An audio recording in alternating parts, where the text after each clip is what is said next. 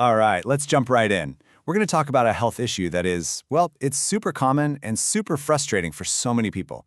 But the cool part is, we're also talking about a scientific breakthrough that could completely change how we think about solving it. And I'm not kidding when I say frustrating. I mean, for a lot of women, bacterial vaginosis, or BV, isn't just a one-and-done thing. This stat right here, it's pretty powerful. It shows just how relentless this can be. It literally becomes this constant, reoccurring part of your life. So that brings us to the big question, right? The one we're really trying to answer here.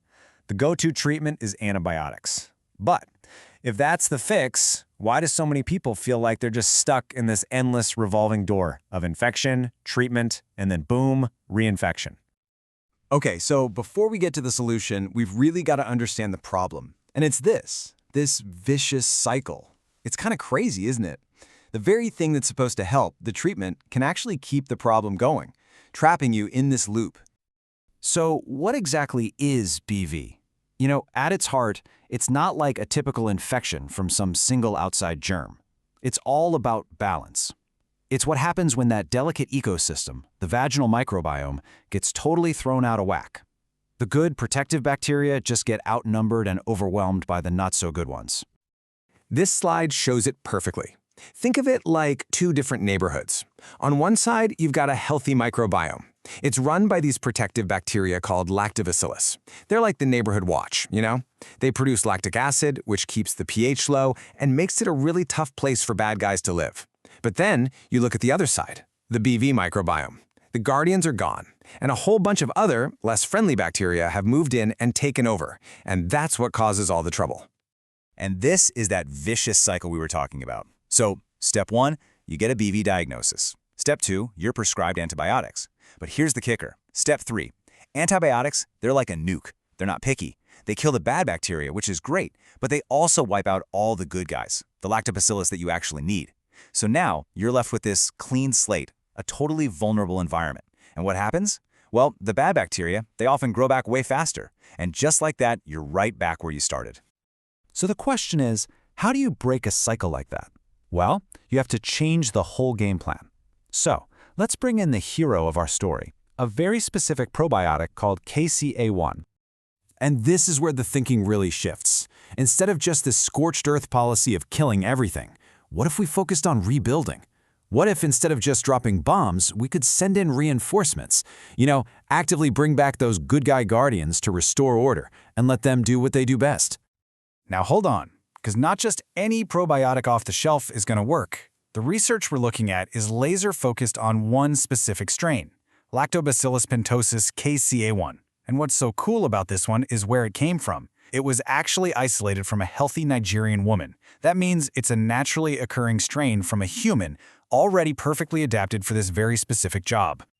And believe me, KCA1 is like a superhero with a whole utility belt of powers. First, it makes lactic acid to get that pH back where it should be. It also pumps out hydrogen peroxide to fight off the bad guys directly. But wait, there's more. It actually creates its own special antibacterial weapons. And get this, it can even break down the slimy shields, the biofilms, that harmful bacteria build to protect themselves. It's a total game changer. All right, so on paper, this sounds amazing, right? A total superhero.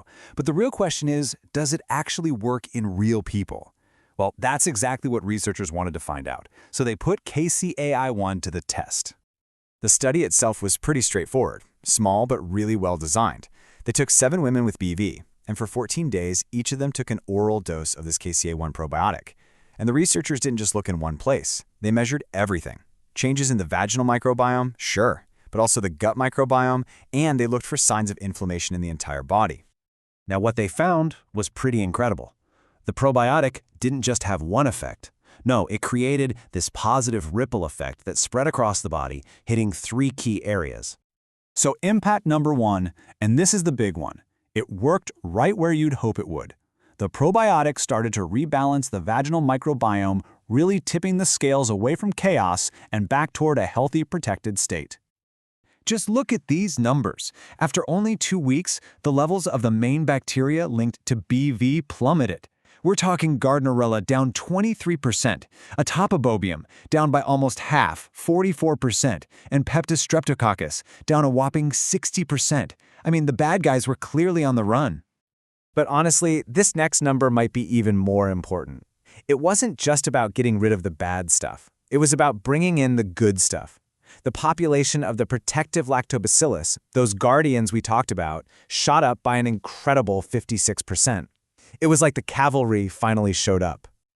Okay, but here's where it gets really, really interesting. The good news didn't stop there.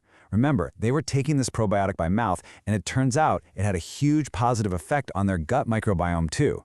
This just goes to show how deeply connected our gut health and vaginal health really are. So what happened in the gut? Well, they saw a 41% jump in Faecalibacterium, which is a rockstar bacterium known for fighting inflammation.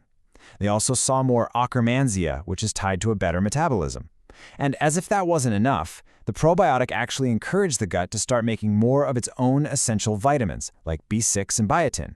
Pretty amazing? And that brings us to the third big impact. This wasn't just a local fix. All this rebalancing in the gut and the vagina actually helped calm down inflammation across the whole body. And they had the proof right in the blood work. After just 2 weeks, a key marker for inflammation in the blood was cut in half. That's proof positive this wasn't just working in one spot.